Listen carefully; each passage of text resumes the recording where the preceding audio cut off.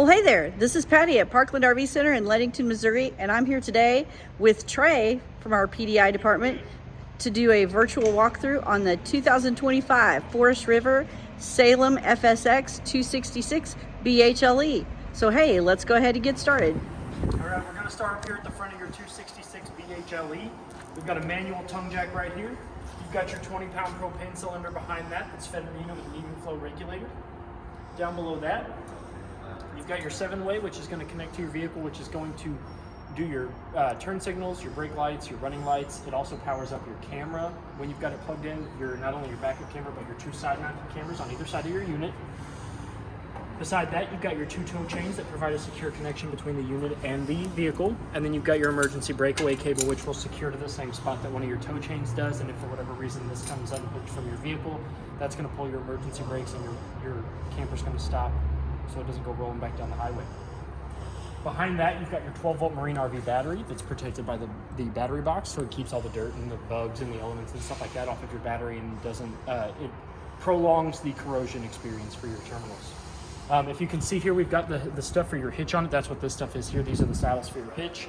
So that way when you come and get it, all we got to do is put the height of the vehicle on and adjust your hitch that way. So we're going to come around here to the side of the unit. So over on this side, you've got your VIN number sticker. You've got your tire and loading information, which is going to give you the PSI of your tires called. And then you've got your manufacturer sticker, which is going to tell you who manufactured it, what day they manufactured it on. It's also going to have your VIN number, and it's going to have all sorts of manufacturing numbers on it. This is what your side cameras look like. They are paired. There's a monitor on the inside that you plug into your vehicle. I'll show you that when we go inside with the unit. This is your first passover compartment. It goes all the way through to the other side. There's nothing on this side, but there is stuff on the other side that we'll get to when we go over it. It is held up with some pretty strong rare earth magnets, that way you don't have to worry about trying to hold it open. And this is going to lock with your 751 key on your keychain on your key, okay? So if we come back here, we've got 2 tires on this side. The lugs have been torqued to 100 foot-pounds, and the PSI in your tires is ranging anywhere between 61 and 65. That's fine. You want to go off what the tire says, but you've got a 5-way leeway on either side, so you can go as low as 60 without it being a problem. You can go as high as 70 without it being a problem. But with the fluctuation in temperatures and stuff here, it's going to fluctuate between being a little low and being a little higher than normal, depending on whether it's cold or hot, and the quick transition between the weather. You've got your 30-amp service cord here, which is going to plug into your unit with this black ring here. So what you're going to do is you're going to unscrew this counterclockwise. That's going to rest up against the base here when we get it all the way done. And then you're going to rotate it counterclockwise a quarter of a turn, and you're going to pull out. To plug it back in, you're going to match up the prongs with the outlet. You're going to push the power cord in. You're going to rotate it clockwise. And you're going to tighten this ring clockwise until it becomes nice, good, and tight. What this ring does is it creates a nice, tight, weather-tight seal that's going to keep all the bugs, weather, water, dirt, all that stuff from getting in and either short-circuiting or corroding your outlet or the prongs on the power cord itself. And then when you're not having it plugged in, you do want to make sure that this cap is pushed over the outlet, because that's also going to give you that same protection. Back here, you've got your city water connect. This is where you're going to hook your hose and regulator up to, and you won't have to use the water in your fresh tank, or you don't have to turn your water pump on. As long as the source from the water is turned on, this is going to prime your unit with water. The bottom one here, this is going to be your black tank flush. This is where you're going to hook that same hose and regulator up to, and it's going to clean out the bottom of your black tank. It sends water to like a little aerator that spins around, kind of helps clean up all that gunk around the sides and the bottom of your black tank. When you're using your black tank flush, you do want to make sure that your black tank is open, the valve down here is open, and that your black tank is empty. Speaking of sewer valves, down here we've got your black tank valve on the right and your gray tank on the left. You've got your cap here that's on a silicone band, so that way you can keep this covered when you're not using it. And then this is where you're going to hook the sewer hose, and then the other end is going to go to the proper dump station. And then when you're ready to dump your unit, you do want to pull your black first, and then your gray. So your black is your toilet, that's your bio waste, and the gray is going to be your kitchen sink, your bathroom sink, and your shower. So if you pull the black tank first, it's going to send all that bio waste out, and then your gray tank valve will help kind of clean the rest of that bio waste out of the tube and the hose, okay? Behind that, you've got one of 4 stabilizer jacks. There are 4, there are 2 on the back on either corner, and there are 2 on the front on either corner. What these are these to just keep your camper from rocking around while you're walking around in it. They are not used for lifting and leveling. You do not want to use them to help lift the trailer up, whether it be the front or the back. They are just to keep it steady while you're walking around in it. The jack, the manual, there is a manual crank handle in the front compartment on the door side that's used to raise and lower these. And if you want, you can get a 3/4 inch socket, and then you can use a low power drill, or the lowest setting on your power drill, to raise and lower those yourself if you don't want to sit there with them. Before I go up above, you do have your low water drain points here. This is for cold and this is for hot. So blue for cold, red for hot. Those are used for winterizing and de-winterizing your unit. These are the two lowest points in the lines in your unit. So if you open these up, any water that's left in the lines can get out during the winterization process. Up here, you do have a park provided cable outlet. So this unit does not have an antenna on it, but if the park or campground that you're staying at is providing you with cable services, you can hook up a coaxial from this outlet to the park's outlet, and you'll be able to get cable services to the inside of your unit. If we come around to the back, your unit does have your backup camera installed. Have a Lippert on-the-go ladder receiver, so if you do want to purchase an extendable ladder so you can have roof access, because the roof is the life expectancy of the unit, you want to get up there and check it and make sure the seal is good about every 90 days. Get up there and check it every 90 days. That's going to prolong the life on your unit, is proper roof maintenance. Your license plate bracket here is underneath the right turn signal. On the other side here, we've got your second rear stabilizer jack. Again, these are not used for lifting and leveling the unit. They are just to keep it from shaking around while you're walking around in it, okay? Down here on the back side, you do have a LP quick connect port here. So if you do have an outside grill that you want to hook up and use the propane, you're going to push back on this black ring. You're going to expose those ball bearings. You're going to stick the male end of your LP quick connect hose in that. You're going to let this ring become flush with the end of the port.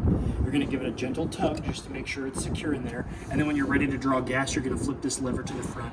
What that's going to do is that's going to open up the valve that's back here to let gas flow out of this. And it's also going to keep this black ring from sliding back and disconnecting your hose when you're using it. The tires on this side of the unit have also been torqued, and PSI has been checked. The torque is at 100 foot-pounds, and the PSI, like I said, is averaging anywhere between 61 to 65. And then in between the two tires here, up underneath, it's kind of hard to see, you do have your fresh tank drain. It's a little black cap up there. That's your fresh tank drain. So when you're ready to drain the water out of your fresh tank, that's what you're going to use. You're going to undo that cap and you're going to store the cap. I typically like to store them in the hot water compartment. So you can store those caps there as well as the low water drain point caps, and then that way you don't have to worry about losing them. Up above the tires, you've got your freshwater connection here. This is where you're going to hook that hose. You're not going to hook it, you're going to set it in there. You're going to set your hose and regulator in here, and this is where you're going to fill your fresh tank cap. You do want to make sure that that cap is on the fresh tank drain, or else all the water that you're currently putting in your fresh tank is going to come up. So we always recommend that you put a regulator at the end of your hose, because what a regulator does is it cuts the pressure down between 40 psi and 50 psi. You don't want it to get any higher than that, because you run the risk of your lines popping off and the connections separating, and then you're just making a big wet mess in the inside of your unit. The next thing we're going to talk about here is your furnace vent. So you've got the intake and the exhaust. Just like on your car, this is an exhaust, and it does get hot. It'll get hot enough to kind of burn your skin, and it does get hot enough to curl the hair on your arms. So if you've got your furnace running, you've got people running around your camper, I always like to recommend that you tell them to avoid this at all costs, because it does get really, really hot. Another good investment for this is a mud dauber screen. They're two little domed screens that go over each one of these, the intake and the exhaust, and it keeps mud daubers from getting up in there and building nests and inviting all their family and friends, because it's a $20 part to buy up there in the store, or it's like $140 something for us to go up there and fish them all out, and nobody wants to do that. Mud daubers sting. I don't deal with stinging insects. It doesn't happen. I'm allergic. So you do have a 110 outlet with GFCI protection on the outside, so you can plug in a outside entertainment, a TV or whatever. You don't have to worry about it shorting out. If moisture does get in there, it'll trip the GFCI and you can turn that back on. This is your hot water heater. Hello, hot water heater. So if we open up the door here, this is your pressure release valve. So if we tug this is a good way to know if you've got water in your hot water tank. So you pull on this, if water comes out of the spill valve here, you know that it's safe to light. So it is a gas only, so you do have your anode rod down here, which is also a 1 11/16, I think? 1 1/16. 1 1/16. I always add the extra 1. Don't ask me why, I always add the extra 1. 1 1/16. And it does have Teflon tape, so if you ever want to remove this, you always want to make sure that you re-Teflon tape that up. What this anode rod does is it not only gives you a quick access to drain your hot water tank whenever you're ready to winterize, but it also it's a rod in there that eats up all the impurities in the water before they have a chance to do any damage to your hot water tank itself.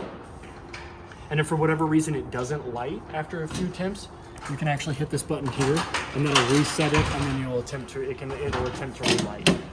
And then to close it, you just pull back on the spring tab, push the handle down, and you're good to go.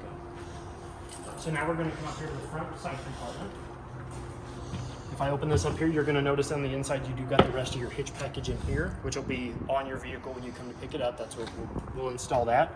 And then you've got your spare tire back there, which also has the PSI, and it has been checked, and it is sitting at 64 PSI, so your spare tire is good to go. Up in here, this is your manual crank handle. This is that crank handle I was telling you about that's 3/4 inch socket, and it fits over your stabilizer jacks. And then you can use this to manually raise up and lower them. Like I said, you can also get a 3/4 inch socket and the lowest setting on your power drill. You don't want to use an impact, but the lowest setting on your power drill can raise and lower those up as well. Again, the rare earth magnets on this side, and then this locks with the 751 key on your keychain. This is your other side camera. Again, the monitor's on the inside, which now that we're going to go into, I'll show you that when we get inside. So to bring out your steps, you're going to pick up on them, drag them out, and then you're going to flip down this bottom step. Now we can go inside your unit. So we can open up the door, and step inside. And the first thing you're going to notice is that it's dark, so I'm going to turn the lights on. So over here, the last switch on the panel here, that's your interior lights. They are all also manual. They have a push button in the center. So they turn off and on at the lights, and then you can turn them all off and on at this switch here. So if you ever come in your camper and one of the lights doesn't come on when you flip this switch on, first step in troubleshooting is to just click that center button and make sure that the light isn't off at the light itself. So now that we've got some light in here, we're going to go over the first three big important safety features of your unit, which is the fire extinguisher that's there at the entrance of the door. So that way if you have an emergency inside or outside, you can quickly get to it. You've got your smoke detector up here, which has a test and mute button up in the center, just like the smoke detectors in your home. They recommend that you test these test and check them every 90 days. I like to recommend do it every time you're going to use your camper. It takes 10 seconds to hold this, check your LP detector, and check your fire extinguisher, and it's going to save you loads of anxiety. Your LP detector is down here. It's an LP/carbon monoxide detector. That solid green light is what you're going to want to see 99% of the time. I'm not going to say 100%. You want to see it 100% of the time, but that solid green light is the best. That means that it's not picking up any loose propane or any loose carbon monoxide. And again, I recommend testing your unit every time you go to use it. So now that we're done with that, we're going to move on to the control panel. So you've got your control panel here, which has some lights up here at the top, and then you've got 4 buttons. One is your battery button, which is going to give you a reading of the battery, but as long as it is plugged into the shore cord, it will show full. So it's going to read off of the L, F, G, and C. Then we're going to move on to the fresh tank, which is going to read off of the empty 1/3, 2/3 full. So if we press this, it's going to read empty. Your black tank, which is your toilet. And then your gray tank, which is your kitchen sink, your bathroom sink, and your bathroom shower. The 4 buttons below this are your water pump. So this is how you're going to prime your water pump. You turn this button on, your water pump will prime, and it will begin to either draw water from the fresh tank, or if you have it into the winterized mode, it will draw from the line that is underneath the kitchen sink here, so you can winterize and dewinterize your unit. The next button here is your water heater button. So if we flip that on, that's going to attempt to light your water heater. An important light that you're going to want to pay attention to is this DSI fault light here. That will come on for about 30 seconds. It will turn off when it attempts to light. If it does not light, that light will come on and it will continue to flash between on and off every 30 seconds while it attempts to light the unit. Now your water heater, the propane tanks do need to be in the open position for your water heater to light because it is gas powered. The next button here is your awning light button. So if we flip that on, you should have your awning lights on. You okay? Oh yeah. And then this again here, this is your interior lights button. This is only going to illuminate the living room lights though, and the bunkhouse lights. The master bedroom lights have their own buttons in the center of them. And then this up and down button here, this is going to be your awning controls. So when you're using your awning, you want to make sure that the door is perpendicular to the unit. You cannot have the door all the way open to run out your awning. So I'm going to run it out because I'm going to go over a few things with your awning. So your awning is one of the most expensive repairs on your unit. So it is very important that when you're not using it, that you bring it back. If you're going to step away from your unit for 5, 10, 15 minutes, bring your awning back in, because it's a strong breeze is your worst enemy. You've got loose branches, anything like that. While we have the awning out, I'm going to go over some of the arms. So you do have some, if you come over here and look behind you do have some sliding knobs here that will allow you to pinch in on these 2 black tabs here. And then you can manipulate this. So if we move that and we slide, oh, come on now. Gently pull. Okay, so you're gonna want to take this arm here and you want to pull down on it, so there we go. And then what this does is it increases and decreases the pitch on your awning. So I'm gonna bring it down just a little bit, and as you can see, now I've made a bigger pitch here on the front end of the awning compared to the back end. I'll move over here so you can see it better. So you can what see this that does this side is higher. This actually allows your skirt, because there's actually a skirt that hangs down here. This is going to allow your awning to either let the rain or sun either protect you from the sun better, or let the rain run off whichever end you have lowered down. So it allows the awning to do more of its job. And you have the same thing on this side, so Yep. you can do it on either side. Yep, and if you do it the same amount on either side, it creates a steeper pitch on the front. So if you've got rain coming down directly on top of you or coming in at you, you can lower that pitch, and that'll help you protect, either keep the sun out of your face or let that rain not get in so close to you guys. But when you bring your awning back in, you do want to grab this, and you do want to make sure that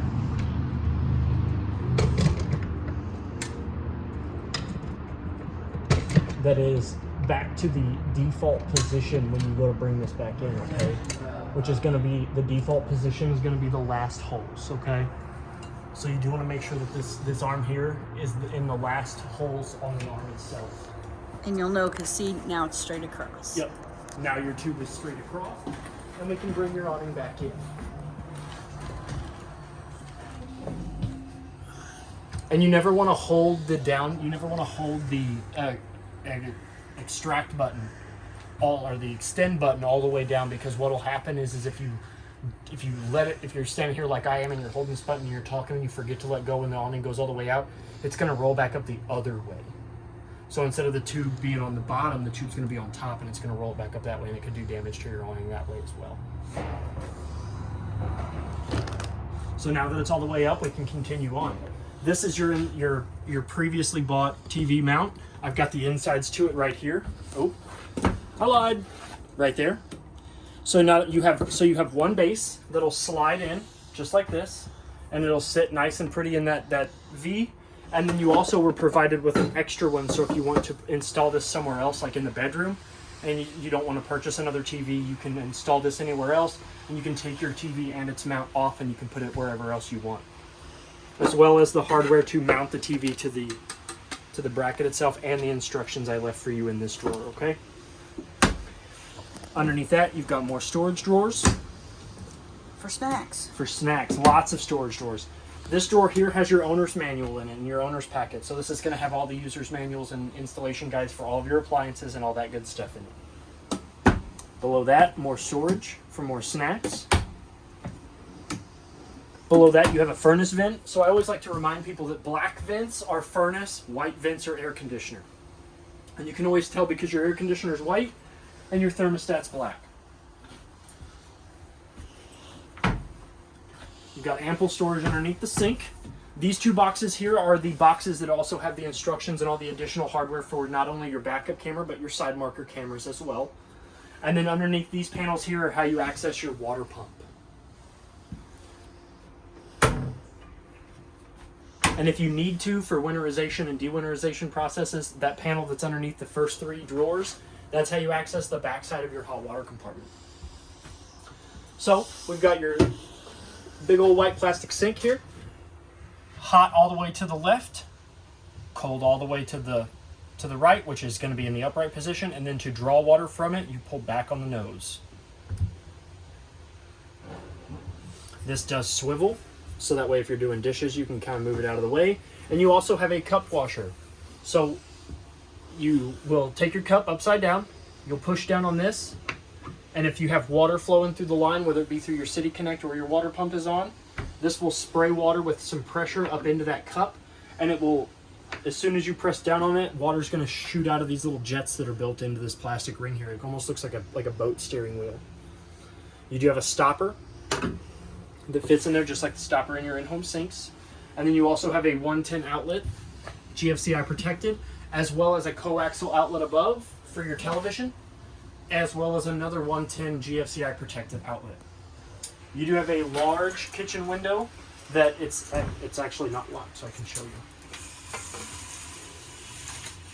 That opens up to your fire escape window. So if you ever have an emergency inside, you can quickly get out by lifting this latch up here, pulling these windows out, and then pulling these windows to the left, pull your screen out, and you can easily get out. We recommend that you go out feet first, please.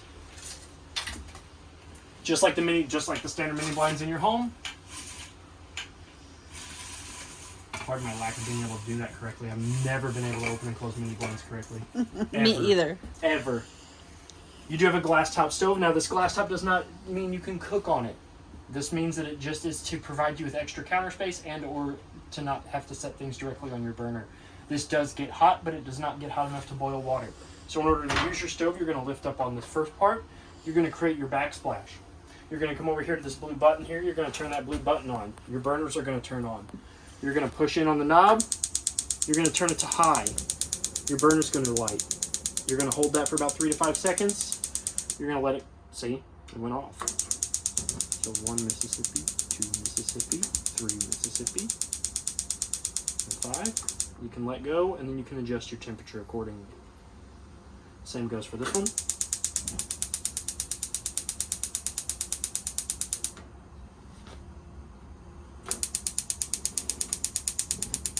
Same goes for the third one. And then when you're done, just flip them all to off, and then you hit this button, your lights will go off, and then below that you do have your convection microwave, Greystone convection microwave. It also has a glass spin top just like the one in your home. Down below that is your furnace vent. This is primarily where a lot of your heat's going to come from, and this is your furnaces behind this wooden vent here. You have ample storage here on the side for like a pantry for your dried goods.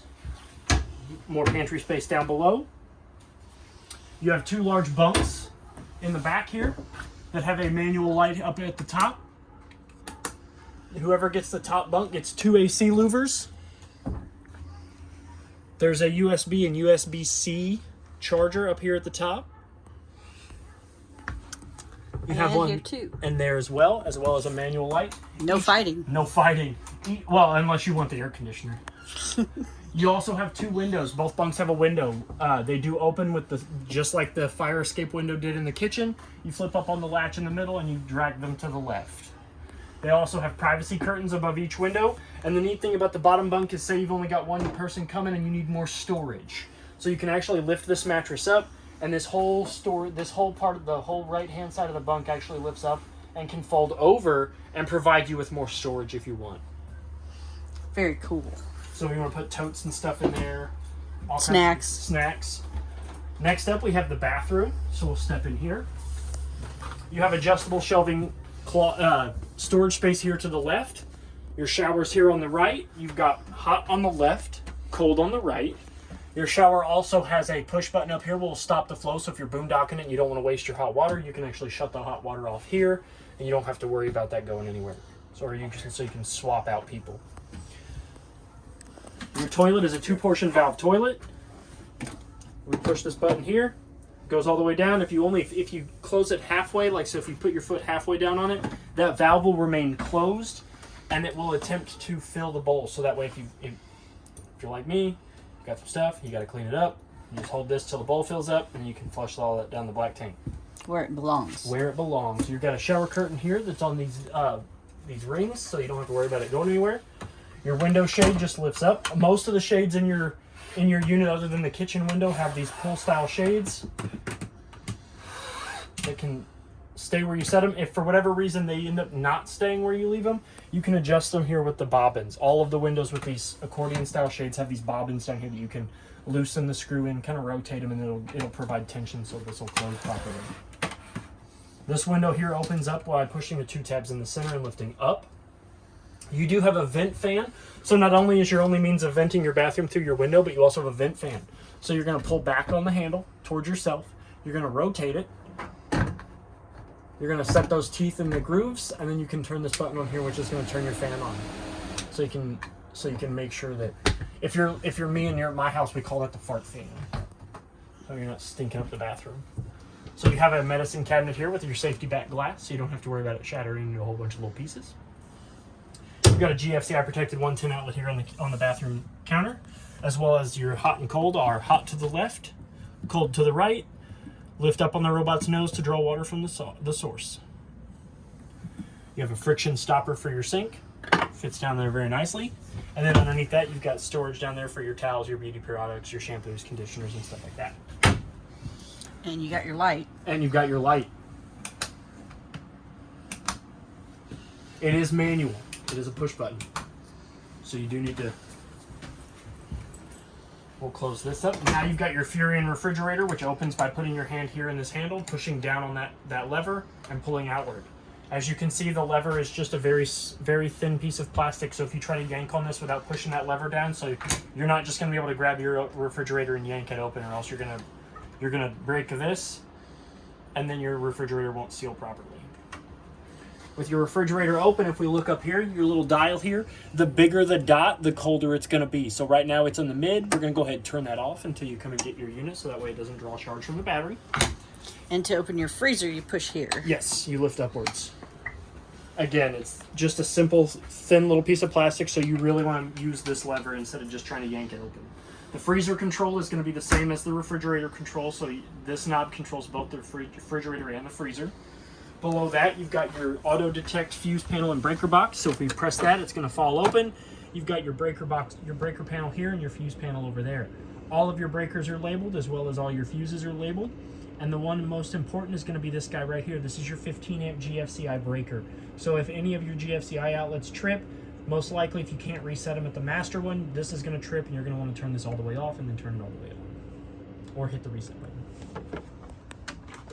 The neat thing about your fuse panel too with the auto detect is that when any of your fuses blow, you do have a red LED that will illuminate next to that one, so that way you know exactly which one is blown. So now that we're done here, we're going to do the above head storage first. You've got plenty of above head storage over the couch/bed combo. This is all one large storage compartment with 2 individual doors. That is your secondary couch cushion. As you can see, this is what it looks like. It can just be removed, because this folds down to a bed. So when you're ready to turn that into a bed, store your cushions up here,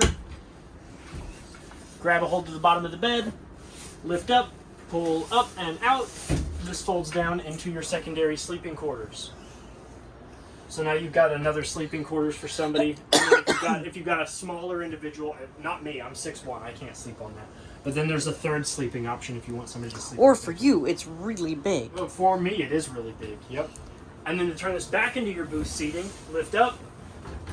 They say you can just push down, but I always like to grab the back side, kind of pull it towards me while I'm pushing this back down and set it down, and then take your cushions, stick them back down the side, and now you've got your couch again. There is a fold-out table underneath. It does fold out. You pull it out, the legs fold out, and it's got the 2 locking lateral 45-degree angle locking mechanisms, so you just make sure that those are flush. You flip your table up and it can sit right here. It's about as long as to about the middle of this cushion. It's the Dr. Seuss table. It is the Dr. Seuss table. Because it's inside, outside, upside down. Mm-hmm. Yep. Inside it's right side up, outside it's right side up, and now it's upside down. Yep. And like I said, the legs just fold up and then they lock into place, and then to bring them back down, I always just karate chop the lock and then it folds back down. That's what I do. Storage up here. There's your scan me in case you want more information. Yep. That'll bring you right up to the. It should pull you this unit right up to on the Forest River website, shouldn't it? I believe it does. Coat racks underneath that, so you can hang up your jackets. You got storage underneath the L shape of your booth seating. Runs the whole length of this storage of this booth. Now we're going to go onto the master bed. So it does have 4 lights, but they are manual only. 1, 2, 3, and 4. It does have closet side storage on either side of the master bed with a place to hang up clothes hangers, as well as above head storage. So there's one single compartment, but it's got 2 doors. You do have nice long end tables, so that way you can plug in, as well as 2 GFC air protected 110 outlets on either side. So you can plug in your CPAP machines, your alarm clocks, your smartphone, your smart device charging stations, Popcorn popper, anything like that. Up underneath the bed, you've got top-down access to the compartment that runs the length of your side compartments, as well as shoe storage, throw pillow storage, blanket storage. Trey loves throw pillows. I do. We got more. That's what I'm going to get you for your birthday is throw pillows. We got more. She bought more. Both of your windows have the same style shades. Pull down the same ones with the little bobbins that you can spin. This one is a fire escape, so if you want to open the window regularly, you can actually pull down on this latch, open it regularly, or if you want the whole window to go, you lift up on these 2 red tabs here. I'm kind of blocking one, but these 2 red tabs here, and the whole window will go out. That one, on the other hand, only opens in the center, but it is the same size as the one in the kitchen, so you should be able to use that one as a fire escape as well, in case there's something wrong on this side of the bed. You would just slide this, and you can also slide the screen, and then... Yes. And that window has the same style accordion shade as well. Now when you're ready to go to sleep and you don't want to deal with what's in the back bunkhouse, you undo your travel lock and you can slide your pocket door out, and it meets with this magnet here on the wall. Good night. Good morning. Good morning. And when you're ready to travel, you do want to pull this elastic band here by this, because I tried to do it by this the other day and I pinched my finger. So you grab this, put it in that little lock. The last thing that we're going to go over is you do have a TV backer here. So that other TV mount, if you do want to put it in here, you can put it on this wall here. Usually about right there is where you're going to want to put that. And then you do have a 110 outlet and a coaxial, so that way you can get TV support. Like if you're at the Powerker campground that's providing you with cable, you can apply to this and it'll give you that cable access in your master bed, okay? I think that covers everything in your... One more thing, Trey. What did we forget? The thermostat. Oh yeah, the thermostat. Because I love talking about the thermostat. So this is your Coleman Mach thermostat. It's really cool. So, to wake it up at a standby, we're going to push in. It's going to light up. If we click it again, it's going to go into mode select. So you've got off, cool, which is air conditioning, heat, which is your furnace. You've got cool and heat, which is a really neat feature. So if you set the cool and heat to a certain temperature, I'm going to go ahead and turn it back off so I don't want it to kick on and I'll have to talk louder. So what the cool and heat feature does is you can set it to a temperature and it will fluctuate between your air conditioner and your furnace to keep it at that temperature. Climate controlled. So like if you set it at 73, if it goes to 74, your air conditioner will kick on and bump it back down to 73, and then your air conditioner will shut off. If it gets colder than 73, your furnace will kick on and it will get it back up to 73, and then it will shut off. It's a really neat feature. I wish homes would have it. And then you've got dry cool, which is almost like a dehumidified cool. Like it doesn't have as much moisture in the air conditioning air that it spits out. So it's much drier. And then if we say we select our mode, oh nope, he won't do it. But if we go to cool, you've got your fan select, which is you've got high auto, low auto, high and low. So I'm going to recommend that you only ever leave it on high auto. Don't ever use low or low auto. Low's invisible. It's just not Yeah. there. So what happens when you use low is, so your air conditioner sucks in air, cools it down, and then spits it back out. It's essentially what your air conditioner does in layman's terms. What happens is when you leave it on low, it's still sucking in the same amount of air as it is on high, but it's not spitting out as much cold air as it is on high. So your fan's not blowing out as much air. So what's going to happen is all that cold air that's building up is going to freeze your compressor. And if you turn it on low auto, not only is it going to freeze your compressor up, but it's also going to turn off and on, off and on, off and on, and it's going to end up burning up your motors. But high auto is fine because the air output to intake ratio is about the same. And then obviously high in general is just going to suck in and blow out all the time. So just leave it on high. I mean, if you're going to turn your air conditioner on, I always recommend why turn it on low. If you're going to be turning your air conditioner on, you're probably hot.